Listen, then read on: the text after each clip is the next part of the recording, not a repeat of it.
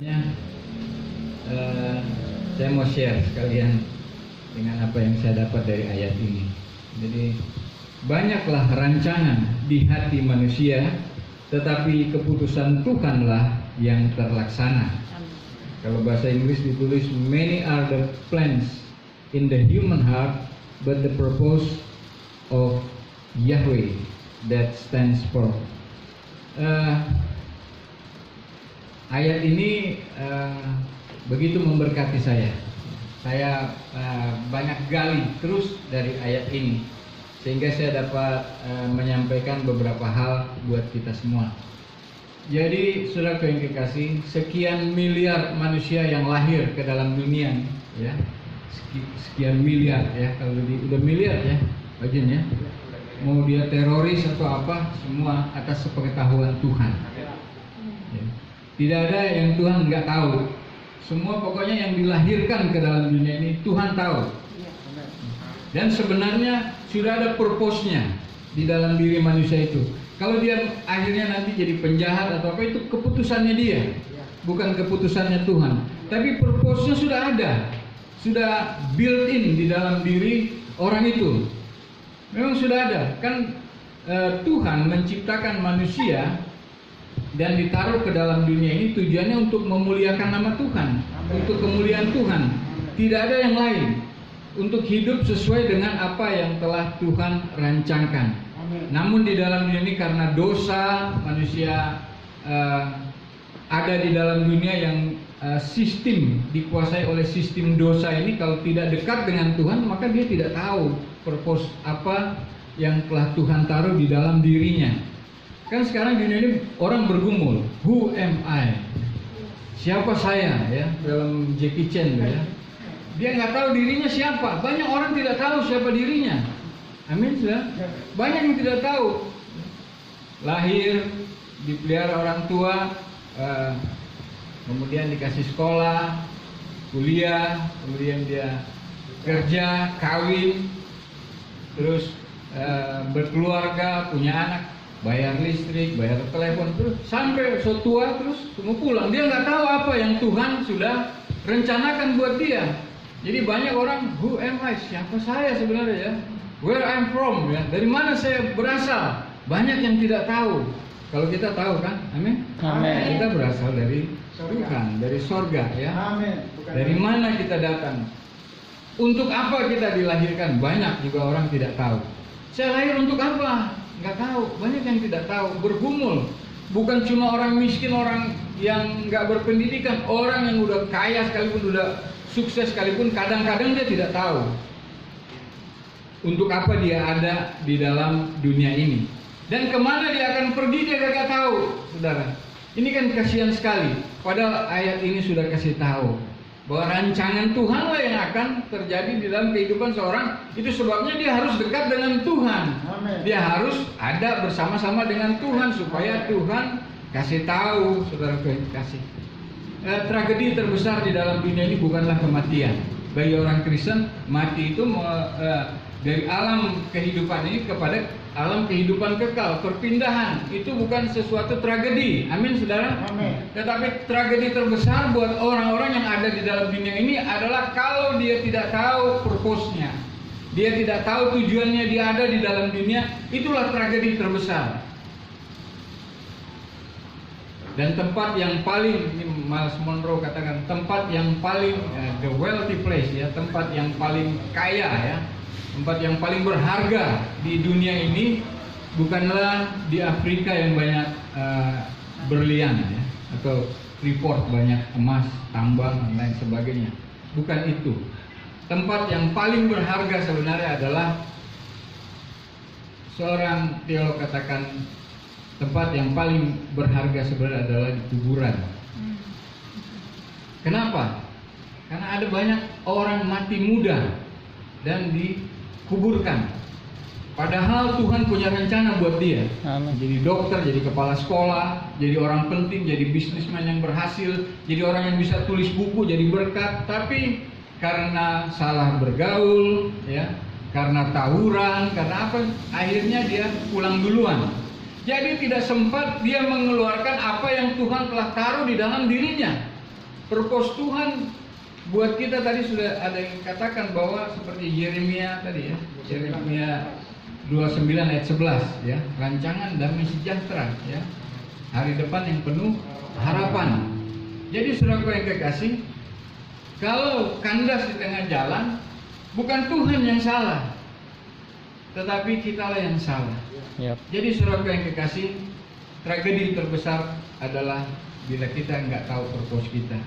Ini anak muda nih ya, harus tahu purpose kita. Amin. Ya, harus tahu purpose kita. Dan Tuhan selalu kasih tahu sebenarnya. Ya, kalau Pak Yudi ini jago menciptakan lagu, itu apa namanya, sudah mulai Tuhan kasih tahu ya. Dan apa bakat kita dan lain sebagainya itu sebenarnya Tuhan sudah mulai kasih tahu kepada kita. Kita harus semakin pertajam dan semakin kita akan mengetahui untuk apa sebenarnya saya dilahirkan ke dalam dunia ini. Tadi juga disinggung tentang masa depan ya. Kita masih muda ya, jangan sukses dulu atau apa ya. Ya kalau kita masih muda terus sukses, apa yang salah di situ? Amen. Kalau itu menjadi kehendaknya Tuhan ya. Banyak orang yang bilang, duh kalau gue lahir di Amerika, kalau gue lahir di Eropa, kalau gue lahir dari anak presiden, gue pasti sukses katanya. Salah kaprah lagi. Kenapa? Karena kesuksesan kita sudah built in di dalam diri kita. Amin. Tuhan ciptakan burung, dia sukses karena dia bisa terbang. Ciptakan ikan itu sukses karena ikan bisa berenang. Ya, manusia diciptakan oleh Tuhan kalau manusia tahu purpose-nya. Jadi bukan di mana dia dilahirkan atau di mana, sudah ada di dalam dirinya. Kita tinggal mengeluarkan saja dari dalam diri kita. Nah ini masalahnya sebenarnya. Jadi seperti yang 4 hal saya katakan tadi, who am I ya, dari mana saya datang ya, untuk apa saya dilahirkan, dan kemana nanti saya akan pergi. Banyak yang tidak tahu. Makanya kita harus dekat kepada Tuhan. Kenapa saudara kasih, ini yang penting.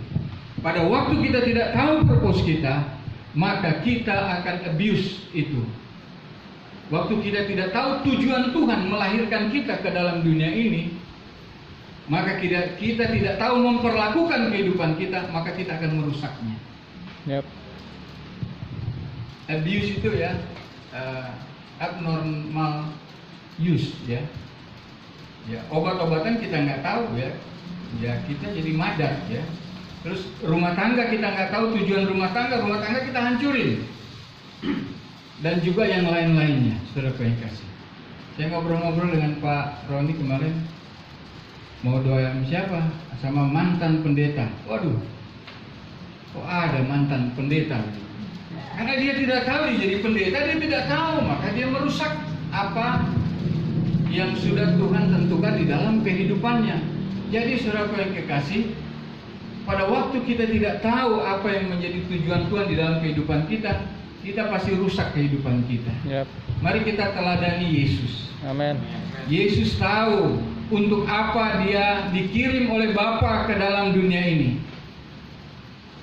Yesus tahu, dan Yesus menyelesaikan semua yang ditugaskan kepada dia, dan dia kembali kepada Bapa.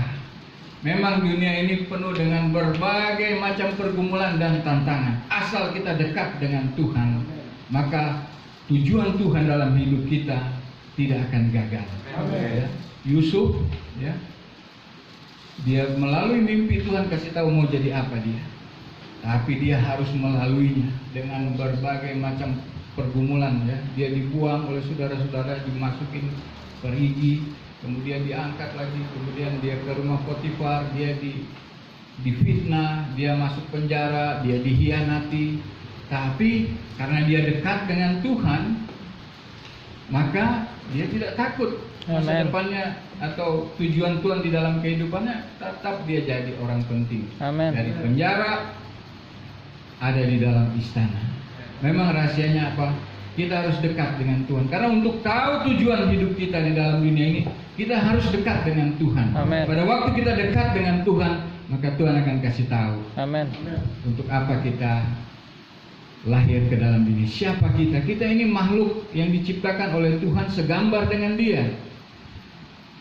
Mazmur 8 katakan bahwa hampir sama seperti Allah. Kemudian kita dimahkotai oleh kemuliaannya, saudara yang kekasih, dan diberikan kuasa. Itulah kita, saudara yang kekasih. Makanya saya suka sampaikan kepada, kalau saya khotbah di youth ya, saya suruh salaman kiri kanan ya. Terus bilang sama temanmu, kalau lu tahu gue nanti jadi apa, lu pasti traktir gue. Amin. Karena apa? Amin. Karena Tuhan punya rencana semua kita.